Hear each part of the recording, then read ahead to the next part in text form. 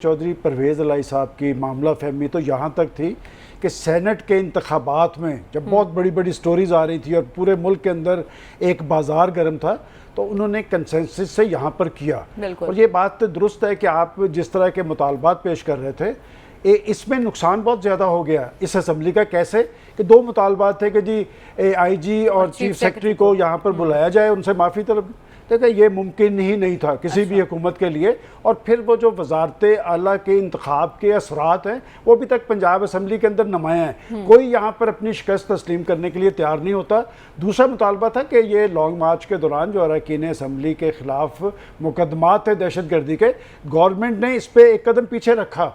उन्होंने कहा कि हम ये मुकदमात वापस लेने के लिए तैयार हैं। अलबत्ता इन्होंने इस पर ज़िद की और फिर इजलास ऐवान इकबाल में मुंतकिल हो गया। लेकिन मेरा ही एक रिजर्वेशन है कि बात यह कि आखिर किस माइंडसेट की वजह से वो जो हमारी असम्बली थी वो आज़ाद थी, खुद मुख्तार थी, और आज़ादी और ख़ुद मुख्तारी जो होती है वो ज़िम्मेदारी के साथ मशरूत होती है। फिर आज से 20 साल पहले मैं तो ये समझता हूँ कि जिस ब्यूरोक्रेसी को या अफसरशाही को आप जवाबदेह बनाना चाहते थे, असल तो काम उनका हो गया कि जी अब उस ऑर्डिनेंस के ज़रिए असम्बली भी उनके ताबे चली गई, एक सेक्रेटरी कानून के।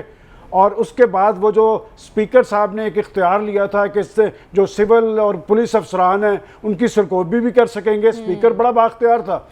आज चौधरी साहब के वो सारे इख्तियारात जो हैं वो सस्पेंड हो गए हैं। तो बात ये कि इस सारे में से निकला क्या, मेरा ख्याल अगर चौधरी परवेज़ इलाही साहब चाहते तो मामलात बेहतर अंदाज में आगे की तरफ चल सकते थे। अब जहाँ तक कि चौधरी की आपने सियासत की बात की है, चौधरी साहबान का पाकिस्तानी सियासत में एक रोल रहा है। और मैं हमेशा इस प्रोग्राम में चौधरी शुजात साहब के बारे में ये कहता रहा हूँ कि चौधरी शुजात एक वाहिद आदमी है कि हर नून लीग की लीडरशिप समेत पाकिस्तान की तमाम लीडरशिप उनकी एक टेलीफोन कॉल के फासले पे है। अच्छा। चौधरी शुजात साहब ने एक बात इस्लामाबाद जाके की थी इनकी चीफ मिनिस्टरशिप के हवाले से, और वो उस बात पे खड़े रहे।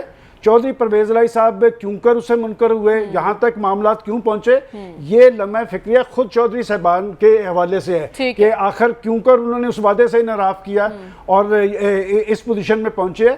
देखिए उनका सियासत में एक रोल था और होगा। अलबत्ता उनके ख़ानदान के अंदर जो एक रिफ्ट पैदा हुई है, मैं नहीं समझता कि ये रिफ्ट ज़्यादा देर तक रहेगी, चूँकि घर एक है, घर के गेट एक है, तो लिहाजा ये रिफ्ट भी ज़्यादा देर नहीं नजर आती। लेकिन चौधरी परवेज़ इलाही साहब ने पंजाब में लूज़ किया है।